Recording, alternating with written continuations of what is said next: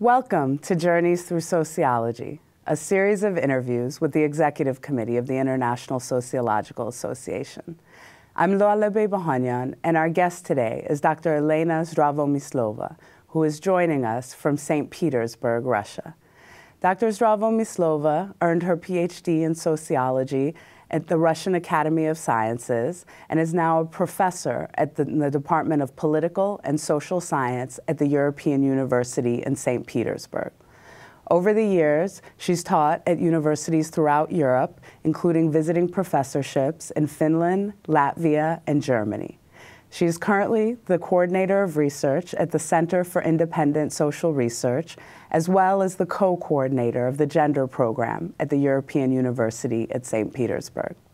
Dr. Zdravomyslova's research has focused upon gender in post-Soviet societies, social movements, particularly forms of women's activism, and care work industries, including research on elderly care in contemporary Russia. Thank you so much for joining us today, Dr. Zdravomyslova. Thank you.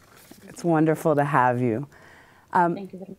So today, I'd like to start, before we really begin exploring your history or your journey through sociology, as we say, we'd like to just begin in the present and get a sense of the kind of work that you're doing right now. So, out of all of the things that you're engaged with right now, what would you say is the aspect of your work that you're most excited about?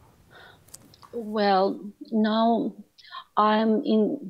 the most interesting thing for me is the research on the organization of in-family care in Russia. And because there are new trends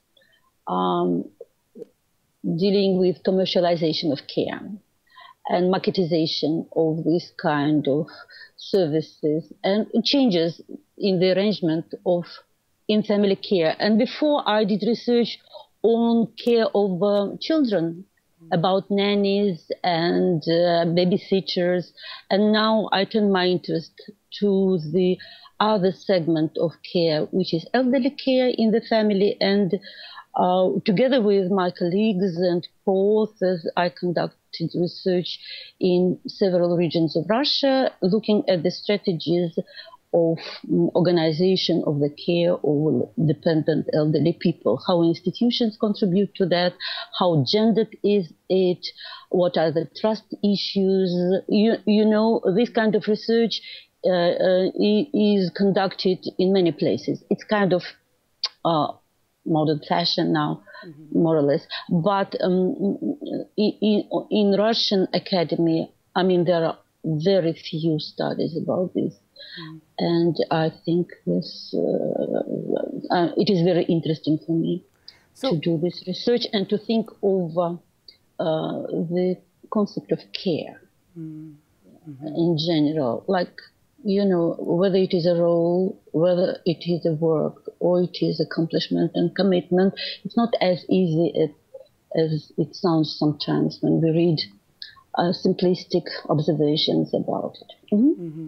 So could you actually maybe, tell us a little bit about, I'm sure it's quite complicated, but if you could say a few words about what the situation is in terms of elderly care in different parts of Russia, and when you're doing your research, what are some of the observations that you have about that? No, in a very nutshell, you know that culturally, care of elderly people in Russia is constructed very patriarchally. It is a family issue. Family members have to take care. It is looked upon as their obligation. If you don't provide it, then you are a bad relative, right? And in spite of the nuclearization, in spite of the welfare declarations and these kind of things, both family members and the people whom they care about consider it is the responsibilities, which makes sandwich generation syndrome is very heavy. And which sandwich generation syndrome, when, for example, women in the middle age, between two types of obligations and family loads, children who are not yet independent, and the elderly generation. So, and you know what is the consequences of such a norm, of such a normativity of the in-family care, is that social policy is not pushed into the direction of the institutionalization. You know, market helps a little bit, but then there is the issue of trust in the arrangements of care when it is delegated to market agencies. So when marketization is looked upon not as efficient, is the efficient trend in this direction. So these kind of things, yes. And of course, there are huge regional differences in Russia. When you look, for example, at St. Petersburg and Moscow, it's much more marketized. Families are much more nuclearized. But if you go to the North Caucasian area or to Tatarstan, where there are, you know, extended families, more or less, and many children in the family, then they even don't think about delegating these responsibilities to the market. At all. Yeah, so Dr. Zdravomyslova, one of the main issues that I've been discussing with ISA members in these interviews is the question of what drew them to sociology in the first place. You know, what it was about sociology that led you to choose that as a career path. So, you know, in your own case, can you maybe share with us what you think are maybe three of the main reasons that you were drawn to be a sociologist? My interview guide with three. Yes. We really like threes here. So. Dialectical Hegelian three on every question. And really, I thank you very much for giving me this opportunity, because it allows me to think bigger than I used to think about my own life and profession. So in terms of, well, what were these three? But I have to tell you that actually sorry for my English. You know, I'm second generation sociologist because my father was a sociologist. He passed away a couple of years ago, and he belongs to the generation of Soviet sociologists who launched this profession in the late Soviet period. And for them, it was a really very huge challenge to establish sociology, you know, during Ottepel, during Khrushchev era with liberalization of political regime. They were so enthusiastic about it. They were really utopian about the role of sociology in reforms and as scholarly enterprise. And really, he himself and his environment, his colleagues like Yadov and Grushin and others, you know, I met some of them. And I really was very much, very much inspired by their attitude towards their profession. So I thought when I was small that, I mean, probably profession is not bad if people are so nice and they enjoy it so much. Because, you know, in the late Soviet period, alienation from professional life was quite common. Yes. So actually, we didn't have sociological education at that time. I graduated from the philosophical department. Naturally, well, you are doing sociology after in the Soviet sociology, in inverted commas, right? When you graduate from the philosophical department, social theory, which was called Marxism, Leninism, or something like that. This is what was my university education. But to tell you the truth, I started my work in academy in the late 70s, and I belonged to this cohort of Soviet people who were really very much disappointed by the rules of the game of the Soviet society. And part of this disappointment was also disappointment in sociology and disappointment in the jobs, in work. So actually, I shared with many friends of mine very instrumental attitudes towards my work, and didn't want to make any career, because one of the challenges of sociologists at that time is that if you are going up the social ladder, you have to make too many compromises. Yes, ideological, political. You have to be party member. You have to participate in all kinds of, you know, meetings and things which I didn't want to do. And so I was just junior research fellow at some institute for quite a long time and didn't even plan to make any professional career. But in spite of the fact that that initial interest in profession I had because of my father's generation. Mm-hmm. But then I had this second period, because, I lived through Russian transformation. Mm-hmm. And when perestroika started, it really influenced very much academy and sociological environment in general. Mm-hmm. So we got these openings. We had this fresh air. We had these opportunities to establish new institutions, to launch new programs, to conduct research without, supervision of the party members. We again became very enthusiastic about opportunity sociology. And at that time, I think my sociological development, professionalization started in the late 80s when I was involved in the research on social movements and published on that. And this was actually my dissertation. I published a book on the social movement research paradigms. Basically, I learned them from the West, but nobody in Russia knew what they are at that time. So this is the second. And the third thing was the opportunity to conduct qualitative research in gender studies. This is also a very new field in Russia because this Russian Soviet pattern of sociology was like positivistic. Mass surveys are, the normal paradigm of sociological empirical research. But with these innovations, with these openings, qualitative research and gender studies became possible in Russian academy. And I became very much interested in it. Together with my colleagues, I have very good co-authors, co-researchers, yes? Mm-hmm. In the end of the 80s and beginning of the 90s, I found out that things that I want to do in my private life are very much the same that I have to do in my professional life. I always loved life stories.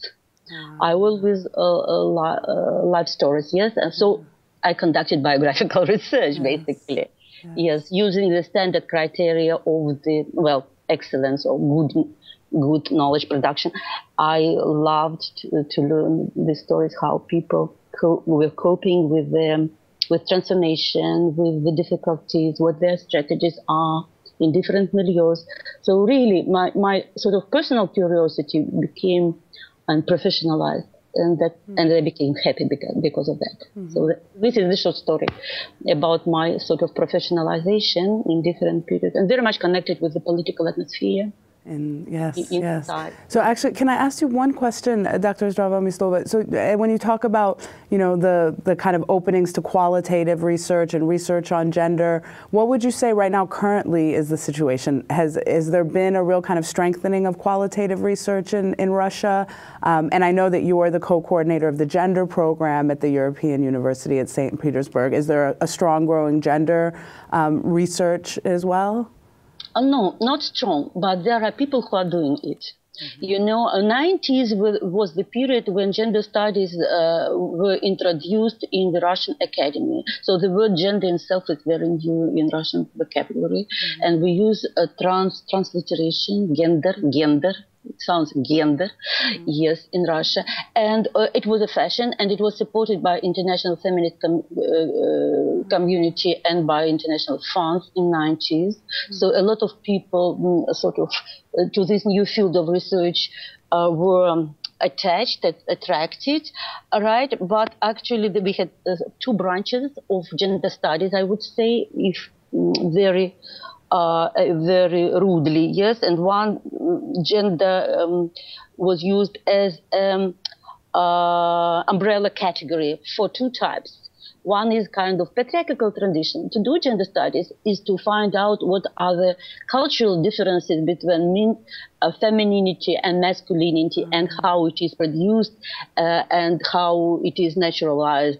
So this approach, yes, and which is kind of resonate very much to the common sense understanding of the gender differences in Russian culture. And the other approach was a feminist approach. which focus basically on the hierarchies, on social construction, on the inequalities. So I and my colleagues, I have to name one person, Anna Tёмкина, belong to the second branch. This second branch is really the minority. But we did a lot to establish this small field of feminist critique and this feminist gender studies in Russian Academy. And I think it exists, though it is at very difficult, very difficult interconnection with the gender order in Russia, which is culturally patriarchal. And, you know, when people and society is naturalization, gender differences, saying that, well, men and women biologically different, their roles are different, and the church says they're different, and the nature says that they're different. So, and inequality. What are sociologists saying? Many people say, and the people become very aggressive about gender studies, and feminists saying that they destroy, and with their deconstruction, they destroy normative, patriarchal, civilized and natural order. So this is when we will be thinking about the challenges of sociologists doing gender studies and qualitative research. This is one of those. So actually, yes, could we move into that, the question of the challenges that you faced as a sociologist? And again, I'll ask you for three. Well, I was trying to prepare to our talk, yes, and I had a list of 5, but I will be really modest about 3. But the first one is already mentioned, yes, this challenge of doing gender studies in Russia. In this environment. And the second, very much similar, it is doing qualitative research. Because actually, you know, we have not only global sociology, but we have national sociological traditions and academic fields. And mainstream in Russian academic sociological tradition is of course, mass opinion surveys, is positivistic view, and when people learn that you are a sociologist, they start to ask you statistics, and this is or mass opinion survey results. Yes, how many people vote for that? Yes, and this is the general popular image of sociology, and my sociology is very different. Yes, and that's why to prove your right. For the being, you know, qualitative research, you need special resources and you need solidarity among those researchers who conduct this kind of research with very specific issues of validity, sampling, yes, and what is interpretation and this kind of thing, yes. And we have this network of people and institutions who are doing qualitative research, but still I think the mainstream considered it as a periphery of sociological knowledge. Maybe the third challenge could I actually, before you move on, Dr. Zdravomyslova, could I ask you one more? What's your sense of what's happening at the universities, though, in terms of students studying sociology? Are qualitative methods being increasingly at least taught to newer generations of sociologists? They start to be taught, but it is about, again, about diversity in Russian academy. You know, there are central universities where the quality of education is very high, rather high, and but as soon as you travel to some peripheral institutions, you find out that students, they haven't heard, and even professors haven't heard anything about qualitative methods. They consider them to be the methods of ethnography, very narrow understood, or, for example, of history, very narrow, old-fashioned understood, or maybe psychology, which is getting the popularity in media. So they like say, well, it is not sociology. They're saying your life story. But what is about? We need facts that Jurgen mentioned. Wait. So this is yes, but because there are people and there are enthusiastic people and there are productive people and there are younger generation people, I think they really move in the direction to legitimate qualitative research in the Russian academy. Yes. What I wanted to say else about the challenges, I think, so I was speaking about, you know, the challenges dealing with the Russian national sociological scene. Yeah. Now, I want to emphasize that, yes, well, global sociology is one thing, but there are national traditions, national institutions, national administration, things that happen in societies, yes, which make a difference. Yes, and for example, the local Russian criteria of excellence differ from globally accepted. How Yes. so? How so? Because, for example, the global criteria are peer-reviewed journals, right? And for example, this index and of citation, but we also they accept it, yes. But also there is parallel system in the Russian academy. For example, in order to defend the dissertation, the researcher has to publish in one of those journals that are included in the list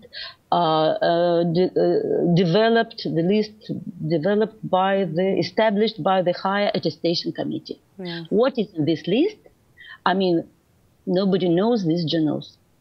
And sometimes you have to pay to be published there because there is waiting line. So, I mean, these kind of things. Yes. Yeah. Or, for example, if you are PhD in the West, or well, in the West, let's say in the West, yes, your degree won't be accepted in Russian academy if you don't convert it. You know, it doesn't matter if you have degree in Harvard or in Cambridge or in Berkeley. You are not nobody. According to official rules of the game in the Russian Academy, you are not allowed to have your postgraduate student as a supervisor. So, you know, this is a parallel system, and this is a challenge. Yes. Because if you work in Russia, you have to fit both systems, international and national process. And between these two pressures, you are again sandwiched. And sometimes it is getting on your nerves. Yes. I'm really glad you actually brought this up, because you're echoing something that a number of other ISA members have brought up in these interviews, and it's precisely this kind of tension for the sociologist as a professional between kind of international or global audiences and the local. And Sadi Hanafi, who's one of the ISA members who has spoken, he had a wonderful way of putting it, that oftentimes you feel you have a choice between, you know, thrive locally and perish globally, you know, or publish globally and perish locally, and that kind of struggle of trying to meet both of those. But it means that you have actually to be noticed, yes, to be important in sociology, you have to do both things. Yes. Yes, it's not like you are doing research in Cambridge and it is contributed to your general, you know, capital, professional capital, all over the places here. We have sometimes, Hanafi was correct. Yes, and maybe one thing more, I think if we speak globally, you know, maybe I'm just saying something not very optimistic. Sometimes I feel very disappointed about sociology because it doesn't, I mean, it does not, how to say, fulfill its projects, its ambitions, because the life is so complicated. It's getting more social life. The societies are so multifaceted, yes. Contradictions are so deep and diverse, yes. And instruments are very few, instruments of empirical research and of analysis, and they don't fit. And even they fit, they schematize, and they somehow, you know, they really don't give us deep understanding of what is going on. These understandings are produced not on the level of empirical research, but on the level on social philosophy, I would say. Do you follow what I'm saying? Yeah, so could you perhaps, I mean, how would you imagine that sociology in this context could better fulfill its mission then? I think, you know, disciplinary boundaries should be somehow transgressed, because sometimes you read some book, not sociological, but a cultural anthropologist, which would say that all linguists that become, you know, cultural studies guys, or just journalists who, or just how do you call it, writers, right. Fiction writers. So not yes? recognizing the legitimacy of other right. forms of yes, scholarship. And they are now sociologize what they are writing. For example, we have this Russian writer whose name is Sorokin, for example. Yes, and he gives the best definition of glamour and discourse, which I read. Yes, you know, but it is not legitimate for sociology, for example. Yeah. So I think, and the organizations, sociological institutions, or knowledge production is organized within these disciplinary boundaries, yes, and so it is another contradiction. Yes, yes. Yeah, but I think actually this is inevitable because so we have very few capacities to study social life, by the way. Yeah. If you look at empirical research, we are doing only observation, talking to people and looking at the documents. And then what we produce papers and papers and papers, archives of papers. And sometimes better sociological knowledge is produced by some documentary film, by video. Mm-hmm. But it wouldn't be considered the legitimate product of sociological work, and you cannot really, defend it as your thesis. So then I get the sense that, that hope then lies, the hope of sociology, hope for it lies in really pushing these boundaries and in kind of rethinking the legitimacy of different forms of scholarship and opening up sociology to be able to engage with those more. This is what I think. Yeah. Yes, but I don't think this idea will be met friendly by sociological administration and by the institutions. Yes, yes. So, Dr. Zdravomyslova, unfortunately, we're running low on time, but I have one more question that I would like to ask you, and that is, it's a little bit, given that you actually grew up in sociology and have spent your life very much engaged in sociology. Can you imagine if there had been some other kind of path for you, what else you might have chosen to do? It was such a difficult question when I was thinking about it, really, because I'm so past dependent in a way. But you know what I'm thinking? I don't want to have the whole life, the whole professional life.